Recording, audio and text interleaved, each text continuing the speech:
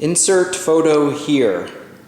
Well, last year, this is the loft that I made for the Butcher's Chop Shop. And here is a video of it in action. Insert video here.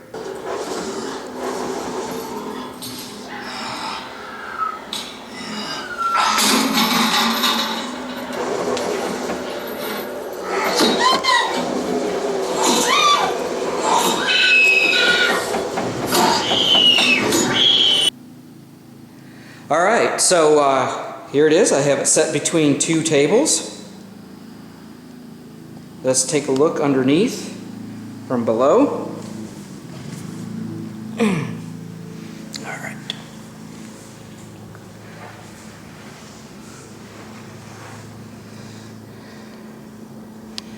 Okay, so I have a couple of hands screwed down, and here is the butcher.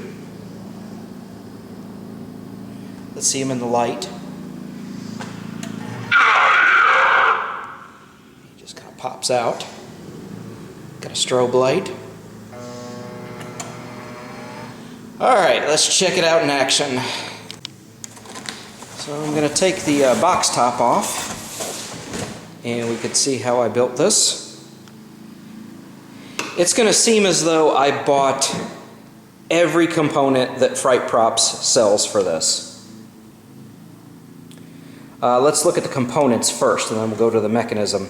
What I have down here is the PicoVolt. And what that does is allow me to control the parking motor, which allows the parking motor to go around a half turn, stop, and then return to the beginning position, or the parking position.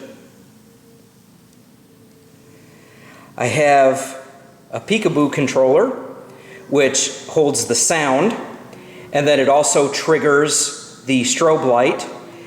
And I will also have another relay left over in case I want to add any other animation to this.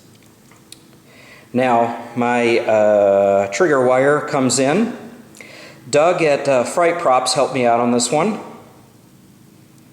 I split the trigger wire so that one goes to the PicoVolt and then the other goes to the peekaboo controller.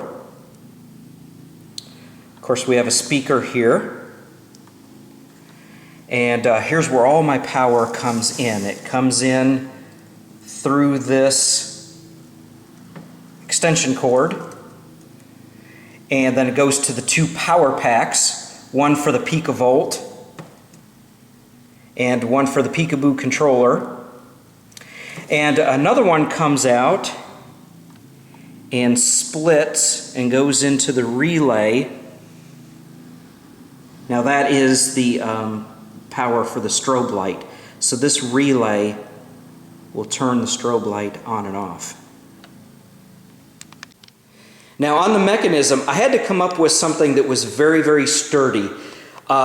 Trust me when I say this, I spent weeks on this because it kept binding up really, really bad. And I would bend pipes and tubes like crazy. So I had to come up with something that was going to be very, very strong and sturdy. Let me get the trigger mat. Sorry about the noise.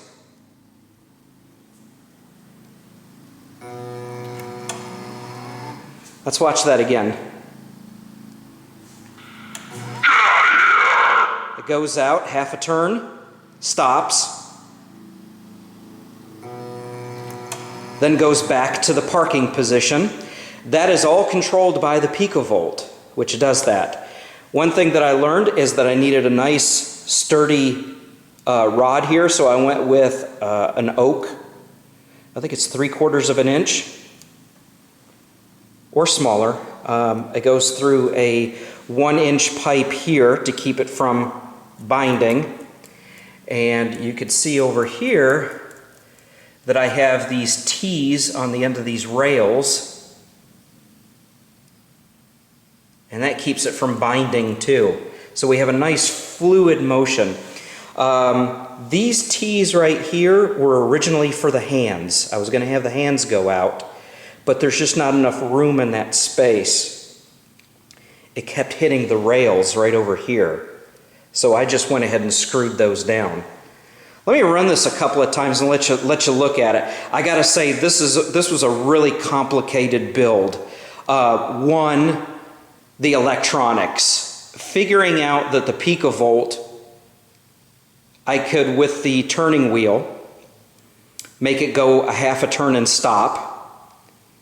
And then the other thing was this mechanism here. So let's take a look at the whole thing in action.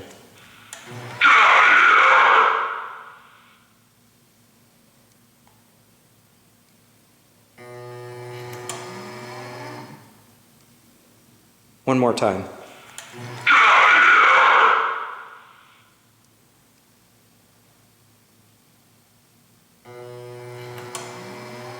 Now all that red that you see, that is just a standard grease that I picked up at Walmart. It just kind of helps it go along. Now the reason why I did this is simple. I just really did not want to invest in pneumatics.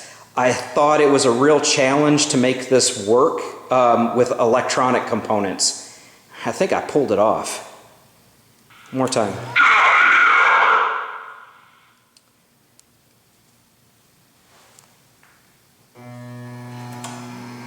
Now, as you can see from the videos, this board right here, all of this sets on top of the maze walls.